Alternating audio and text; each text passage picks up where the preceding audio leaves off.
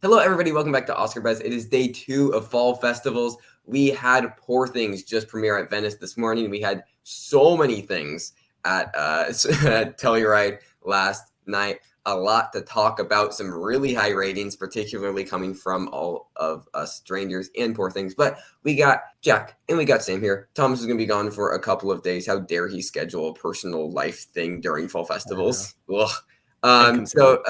Jack and Sam are going to be here for the next couple of days, at least one of them.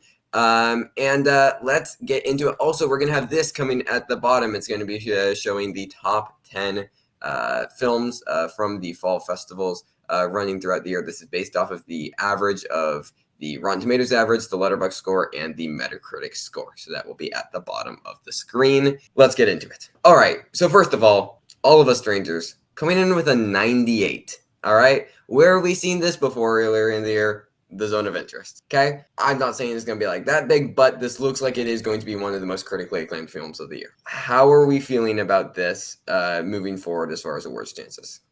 I was pretty confident in it before this, personally. I think it's definitely an adapted screenplay. I think maybe Paul Mescal could get into supporting actor. I don't know if it's going to be a picture level movie. I think it'll get a lot of critics love, but I don't know if it's going to get quite there. I mean, Searchlight's capable of campaigning it there, but if it gets in it, I think it'll just be like in the 9-10 range. Yeah, I mean, this is low. It can't get a ton of nominations. It's not really text potential isn't there. There's no text potential. It's probably not going to get director or actor. So yeah, it would be off of 2 to 3 things. Which can probably be screenplay supporting. And I think that screenplay and supporting for Mescal are both possible.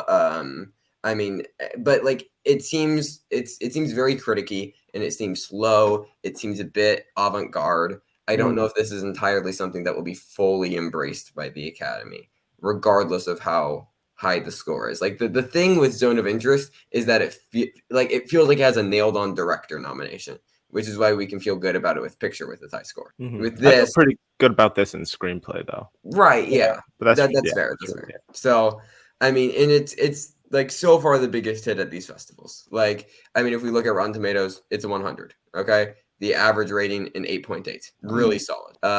We don't have anything on Letterboxd yet, but I gotta assume that the score is going to be high. Yeah, of course. So this is an interesting one. It's a really, really interesting one. And also to see how Searchlight will balance this as far as what is going to be their top priority for campaigning. Because I don't know. Because like we have this and then we also have Poor Things. Also pretty strong. Also picked up a 93 on Metacritic. Also 100 on Rotten Tomatoes. It actually does have a Letterboxd score. It's a 3.8. But if you look at this rating curve, I feel like it'll only go up. That looks much higher than a 3.8. Looks like it's like a 4.2, 4.3. So I know, Sam, you speak on this. Well, I think that this just solidifies my excitement, of course, but I definitely think that this movie, all of the reviews are really singling out Emma Stone.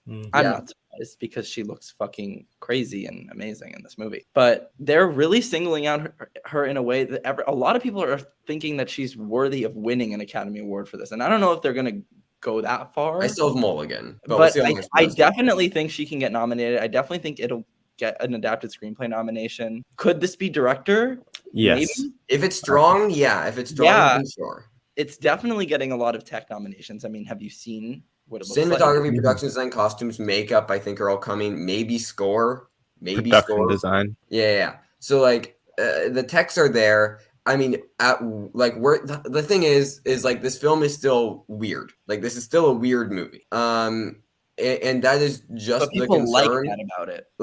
I think that this is something to be at least a little bit concerned about. I don't think it's going to be as weird, honestly, as everyone seems to expect that it's going to be. I think this is going to appeal to I don't think it'll be too far off from The Favorite level of weird, is what I would say. And they love The Favorite. I think just like The Favorite, this will be a top 5 contender. I think it'll get director.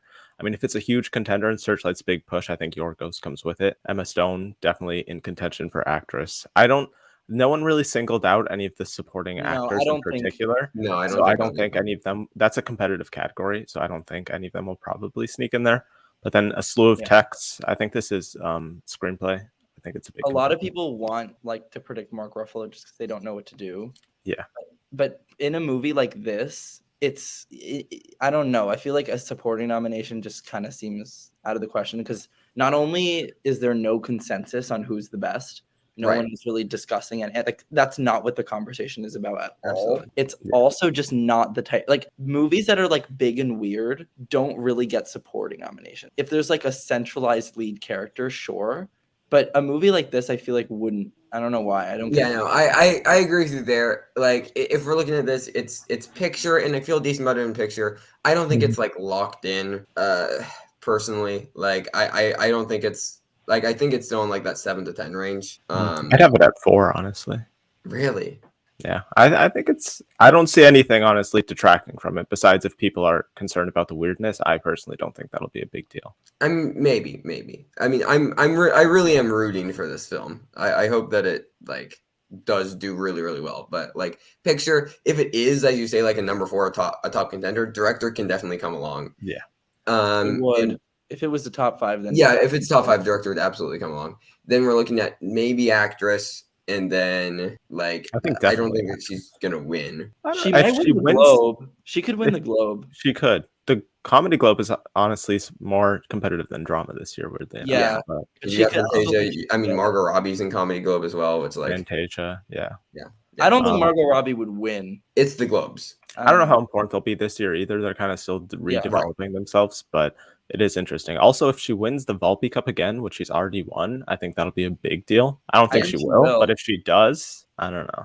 Yeah, she definitely can. She definitely can. I mean, and again, I think her big competition is going to be Carey Mulligan. So yeah, I think Léa Seydoux also. I think potentially. But yeah, I mean, and then as we said, all the text. I mean, it looks strong. It does look really, really strong. And I am leaning, I guess, a little bit more towards Poor Things as Searchlight's top priority. Sure. I think they themselves are leading. I mean, they positioned it perfectly in December. Right. They're putting it in all the festivals. I think this is what they're going for, and they'll still push All of Us Strangers, but it's not going to be their main push. Top thing for sure. I'm still a bit wary of this being more of a Nightmare Alley than like an across the board thing. Like, possibly. I don't think that we can completely rule that out as a possibility. But the thing is, I definitely think it'll get screenplay. Because from what we know, like the dialogue is really biting and like sharp and memorable and showy and shocking. And Nightmare Alley, just the screenplay wasn't. Again, I have it in. I just don't think it's like in. I don't think it's a lock in. So I don't think it's something that you can just set and forget. Like it's something that will be on my mind throughout the season. All right, let's talk about Saltburn a little bit. So we see this 70 here with an average of 7.6, which tells me that this is divisive. That, I mean, it's out of 10 reviews, so 7 out of 10 people liked it. The people that liked it really, really liked it. What are we feeling on this?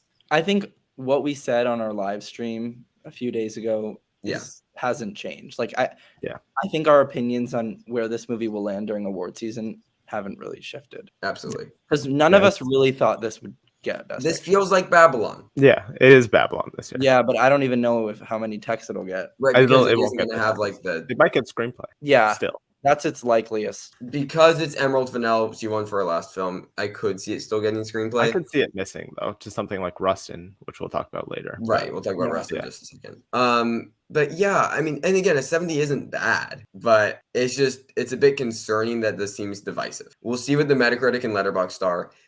If we want to look right here, like the Letterboxd rating curve is actually pretty nice. Yeah. Like it looks like it's going to be at least a 4, if not higher. It probably will be. So that overall is looking decent, but I don't know. We were already talking about like we don't know where the nominations are coming from with this, and I think that becomes even more of a problem now. Yeah, the acting categories are too competitive for I think Kyogen and I always don't know how to say his name. And Pike are the two standouts, it seems. And I think both of those categories are too competitive for either of them to get in. Agree. And then where else? It's not getting director. It can slip into screenplay. I don't think it's getting text. Like we can say cinematography if we want, but that would feel weird. That would. So, that's also competitive. Yeah. I snubbed for Babylon then. And First Man. Oh my God. Yeah. Like I don't see where the nominations are coming from. And the fact that it seems divisive is just concerning. So overall excited. Everything I've heard about this movie made it sound great. And something that I think all three of us are going to really like. Oh yeah. But Yeah. All right, we got the lazy eye. Holdovers. Apparently it's good. Apparently everybody really, really liked it. Look at this rating curve. Oh, yeah. Like that's really, really solid. We got this from Matt Naglia, another winner from Alexander Payne. Lots of people very, very positive. I mean, this just feels like it's the fall festival thing that comes out, and film Twitter doesn't really like it, but everybody just gets behind it because it makes you feel good. And you know what? He isn't here. Kind of think that Thomas was right that this is a top 5 Best Picture. I think so. Yeah, me too. I think it makes sense. Yeah. Apparently Giamatti's great, Sess is great, Divine Joy Randolph is great. Like people have said, like it's the movie you expect it to be, but it still hits all the beats. It's just going to be something fun that people are going to watch over Thanksgiving and Christmas, and it's going to make them feel good, and they'll watch it with their families, and it will feel nice and make them feel warm inside. And we are all going to hate when it starts, like, you know, picking up steam to maybe upset Past Lives for cinematography or maybe get a director nomination, but those things might happen. They seem pretty likely, honestly, at this point. Giamatti could win. I don't know about that. I Still don't based think off the so. trailer, he's going against a bunch of biopic performances. I And don't he's think also he will. not going to be as big as those. I'm saying, biopics. okay, sorry, I should re-clarify. If the film is winning picture, he could win. I would still. Even then, I would say Divine Joy Randolph would be. I think likely. she would be more likely. Yeah, Maybe, honestly. maybe. Especially if Gladstone goes lead, which is still up in the air. But like, I do think that this one can win Best Picture, though. I like it does feel like it can be the Green Book or Coda. Yeah, and I don't know if I'm actually going to hate it. I haven't been, especially with the stuff behind Alexander Payne. Super looking forward to it per se.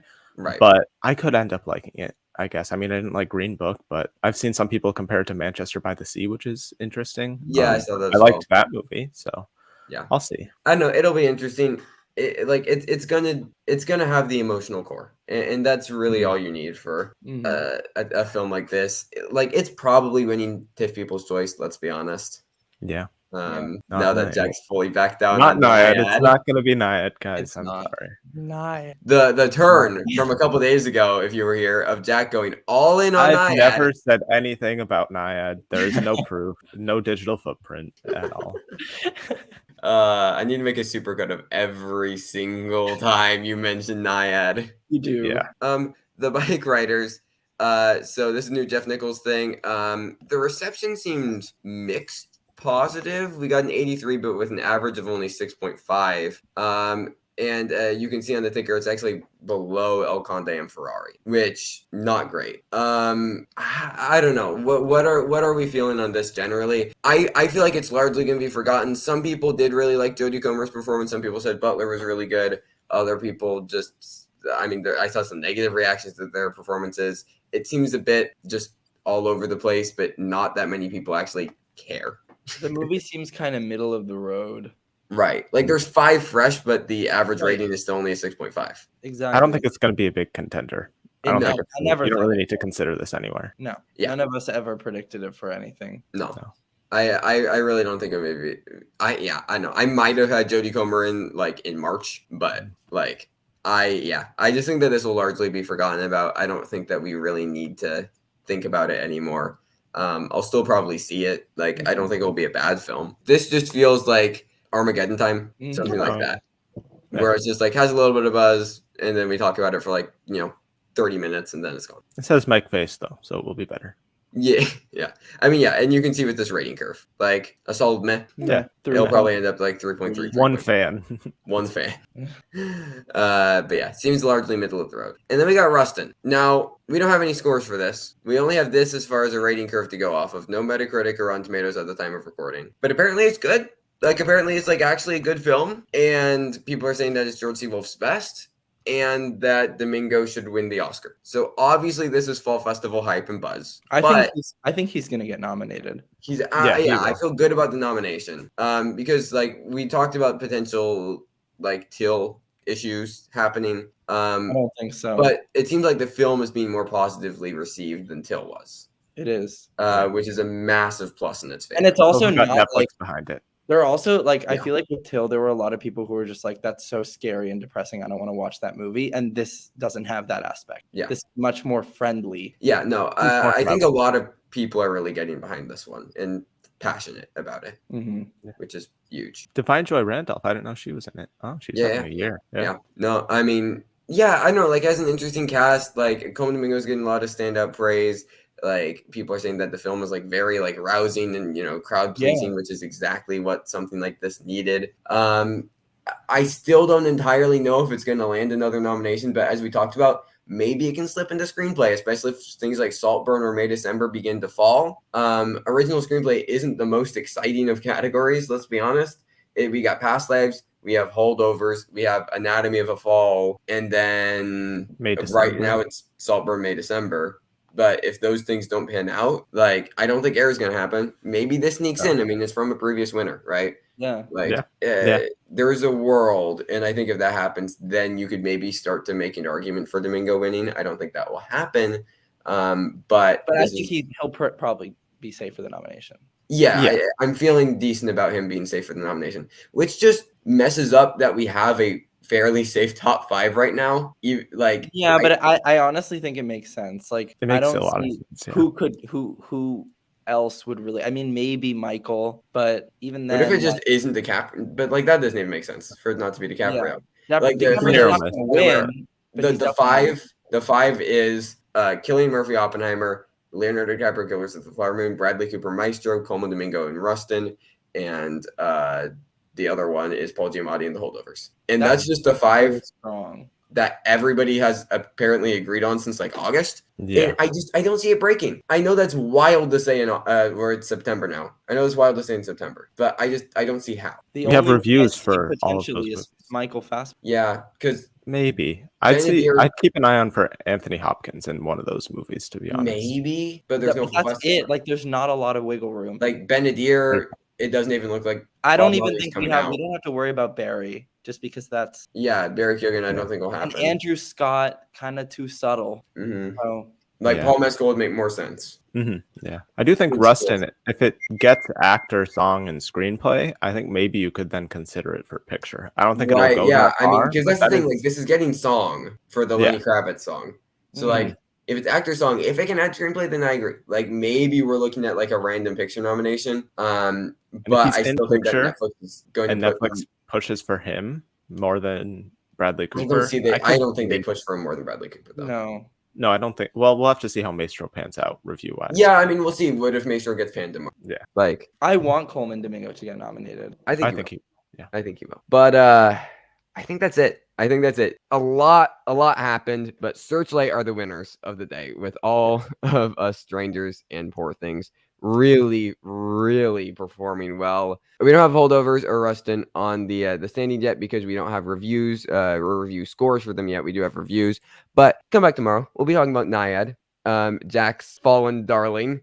We're not talking about that. No. In addition to Maestro, which premieres at Venice tomorrow morning.